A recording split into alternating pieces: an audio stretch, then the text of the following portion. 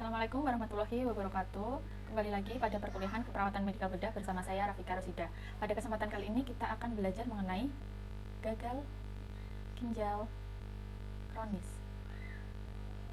Adalah penurunan fungsi renal atau fungsi ginjal yang berlangsung lama dan tidak dapat balik. Waktu lama dan tidak dapat balik atau irreversible.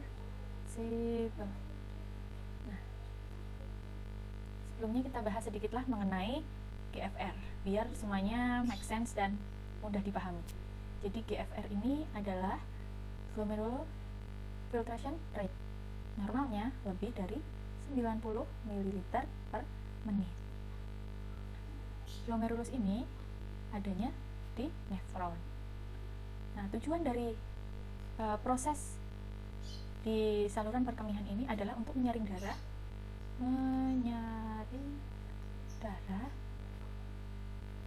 untuk mengeluarkan zat-zat yang tidak dibutuhkan oleh tubuh. Dan yang melakukan adalah glomerulus. Nih, yang melakukan proses filtrasi. Jadi ini adalah glomerulus. Oke, dan di dalam ginjal ada berjuta-juta nefron yang berfungsi, yang di dalamnya ada glomerulus, fungsinya untuk menyaring darah. Nah, glomerulus ini akan menyaring darah dan tidak meloloskan darah dan protein. Dia akan mengeluarkan air. Kemudian ada ion-ion. Kemudian ada urea, adalah breakdown dari protein. Kemudian ada kreatinin. Nah, akan melewati saluran ini, tubulus contortus proximal, kemudian dia lanjut ke lengkung Henle, kemudian tubulus contortus distal. Nah, kemudian di sini nanti akan dilakukan reabsorpsi. Apa yang direabsorpsi? Air, kemudian urea sedikit, kemudian ion. Nah, di sini tidak direabsorpsi kreatinin tidak direabsorpsi, sehingga nanti kreatinin digunakan sebagai indikator apakah fungsi ginjalnya berfungsi dengan baik atau tidak. Oke, jadi itu kreatinin itu digunakan untuk menilai performanya glomerulus. Oke, pada kondisi gagal ginjal kronis, GFR itu menurun secara progresif, ya. Jadi pada GGK atau chronic CKD chronic kidney disease, dia kondisinya GFR menurun secara progresif, makin lama makin memburuk. Jadi nanti akan muncul staging, ada stage 1, stage 2, 3, 4, dan 5. Oke, pada stage 1 kerusakan ginjalnya minimal, jadi fungsi renalnya masih baik, GFR-nya masih normal, masih di atas 90 ml per menit. Tetapi dia ada proteinuria yang berlangsung selama lebih dari 3 bulan. Oke, ini yang stage 1. Kemudian yang stage 2 itu GFR-nya antara 60 sampai 89 ml per menit, dan proteinuria sama. Proteinuria lebih dari 3 bulan. Di sini fungsi ginjalnya mulai berkurang sedang, ya. Kemudian yang stage 3 fungsi ginjalnya berkurang antara sedang sampai berat. Oke, dengan GFR-nya 30 sampai 59 ml per menit. Oke, kemudian stage 4. Ini fungsi ginjalnya berkurang sangat banyak, sangat berat, ya. Dia GFR-nya 15 sampai 29 ml per menit. Oke, kemudian stage 5 atau fase akhir, ya, fase akhir dari penyakit, GFR-nya kurang dari 15 ml per menit. Nah, itu staging dari CKD atau GGK. Nah, jadi menilainya dari situ, ya, dari GFR. Pada fase awal nih, fase 1 atau stage 1, dia biasanya nggak ada tanda-tandanya atau asimptomatis. Oke. tapi lama-kelamaan dia akan terus menurun karena asimptomatis itu kan lebih berbahaya karena tidak tahu. Nah, GFR yang menurun ini akan menyebabkan peningkatan urea atau BUN dan kreatinin yang seharusnya dikeluarkan, jadi tetap berada di dalam darah. Yang seharusnya keluar bersama urin akan tetap di dalam darah, Apa itu yang harusnya keluar? Harusnya keluar ada urea. Urea itu termanifestasi di dalam BUN, blood urea nitrogen. Kemudian kreatinin meningkat. Ini meningkat ya. Kemudian di dalam darah cairannya juga meningkat karena yang harusnya keluar tetap dalam darah ya. Cairannya di dalam darah meningkat. Nah, cairan yang meningkat ini menimbulkan hipertensi dan bengkak atau odem. Odem ini bisa semuanya ya, odem pulmonal juga termasuk. Pulmonal. Oke. Kemudian ada penurunan urin output kan. Nah, penurunan urin output ini nanti ada dua terminologi yang oliguria itu urin outputnya kurang dari 400 cc atau mililiter per hari. Kemudian ada anuria itu kurang dari 100 per hari. Oke. Nah, GFR yang menurun juga akan berdampak pada ion-ion. Mana ion kalium kan naik. Nah, kenapa kita concern nih sama kalium? Karena kalium ini nanti berhubungan dengan jantung, berhubungan dengan jantung. Oke. Kemudian fosfatnya akan naik. Kemudian magnesium akan naik. Nah, fosfat yang naik kalau kita sudah belajar pada elektrolit, dia akan berkebalikan dengan kalsium ya. Ini nanti ada hubungannya, ini juga ada hubungannya. Oke. Kemudian ditemukan protein pada urin.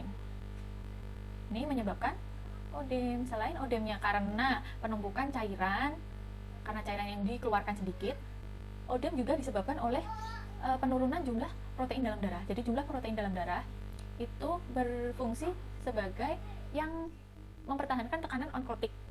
Jadi kalau proteinnya lolos ke urin, berarti tekanan onkotiknya berubah, maka cairan dari dalam pembuluh darah akan keluar. Oke, itu menyebabkan odem. Kemudian ada hematuria. Jadi pasiennya anemia. Oke.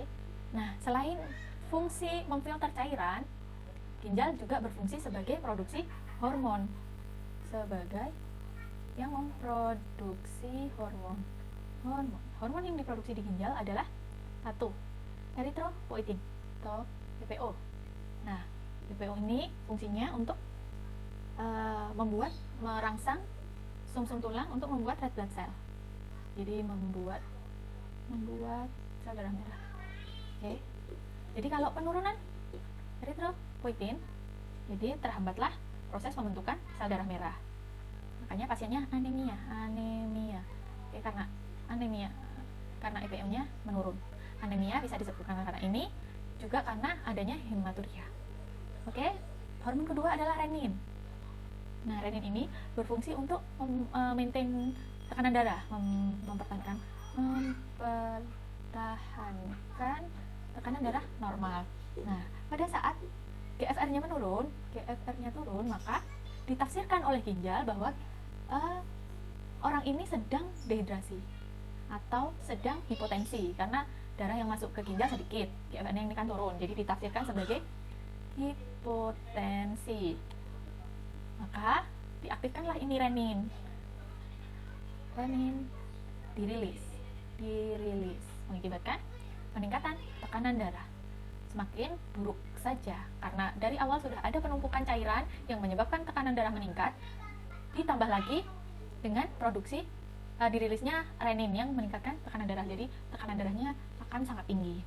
Selain berfungsi sebagai rilis EPO, rilis renin, ginjal juga berfungsi untuk aktivasi vitamin D. Jadi vitamin D untuk membantu absorpsi kalsium dari makanan. Ini fungsinya kan untuk membantu absorpsi kalsium dari makanan. Nah, ini fungsinya menurun, maka aktivasi vitamin D juga menurun. Makanya pada pasien CKD atau GGK akan terjadi hipokalsemia. Oke, yang tadi kalsiumnya turun terus fosfatnya naik, ini diperburuk dengan aktivasi vitamin D-nya berkurang, mengakibatkan hipokalsemia. Nah, penyebabnya apa GGK ini? Kita bahas etiologi. Yang pertama bisa karena diabetes mellitus. Pada kondisi diabetes mellitus ini pasiennya yang terutama yang tidak terkontrol hiperglikeminya, maka glukosa dapat menempel pada pembuluh darah. Glukosa menempel di dinding pembuluh darah. Akibatnya akan mempersempit diameter pembuluh darah, akan menurunkan suplai darah ke ginjal. Jadi mekanismenya seperti itu ya, make sense. Kemudian yang kedua karena hipertensi yang tidak terkontrol. Nah, tekanan darah yang tinggi dapat menekan dinding arteri, akhirnya merusak arteri dan kemudian menurunkan suplai darah ke nefron. Karena hipertensi ini adalah silent killer atau silent disease, jadi baru ketahuan kalau tekanan darahnya sudah cukup tinggi.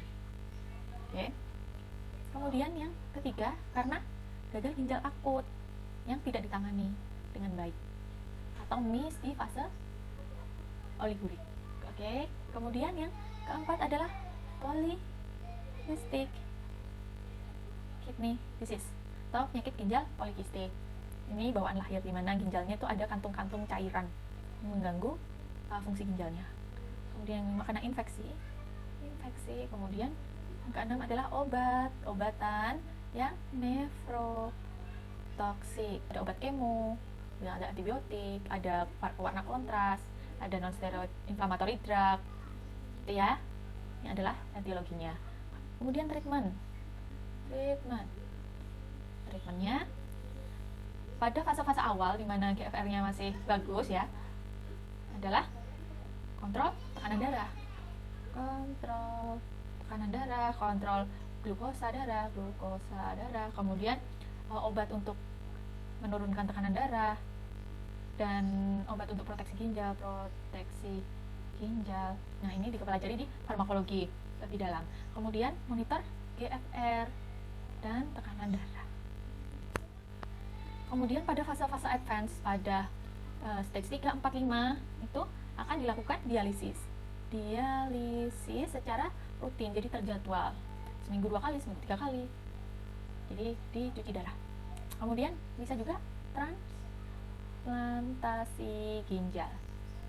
Itu untuk treatment yang mediknya. Lalu apa yang bisa perawat lakukan? Yang satu kan tadi ada uremia. Nanti timbul gatal ini karena ada deposit kristal ureum di kulit, jadi dia dikeluarkan melalui kelenjar keringat. Jadi nanti khas di kulitnya itu ada uremic frost, jadi seperti garam-garam nempel di kulit. Nah, uremia ini dia akan timbul gatal ini. Kemudian ada perubahan neurologis seperti bingung. Nah, yang dilakukan perawat adalah mengkaji status neurologis. Kemudian terkait dengan safety, karena dia bingung, ada kelelahan, ada mengantuk, safety.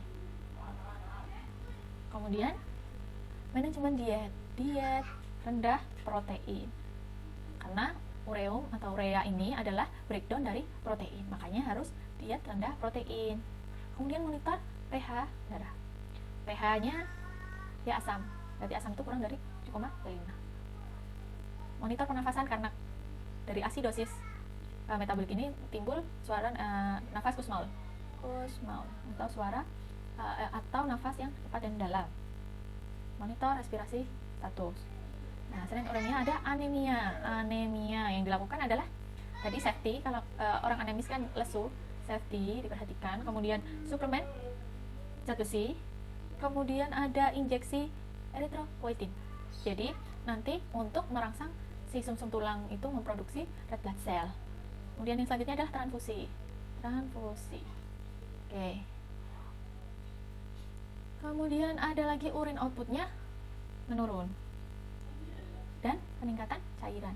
Terkait dengan cairan ya, peningkatan cairan di dalam tubuh. Yang dilakukan adalah monitor intake dan output. Timbang BB tiap hari. Oke. Monitor edema. Monitor odemnya. Monitor suara nafas, karena ada penumpukan cairan, bisa jadi terjadi penumpukan cairan juga di paru yang menimbulkan suara nafas keras.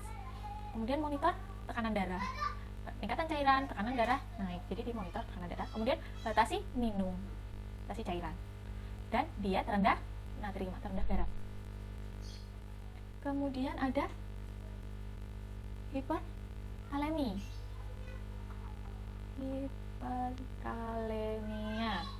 Jadi dia harus dimonitor EKG. Jadi nanti gambaran EKG-nya ada P, terus ada gap, Q, R, S, T-nya lebar. Nah, kemudian T-nya itu tinggi dan lancip. T tinggi. Ini untuk tanda hiperkalemia. Jadi yang dilakukan adalah membatasi makanan yang tinggi kalium, seperti kentang, alpukat, pisang, bayam, jeruk, dan lain-lain. Oke, kemudian yang kelima ada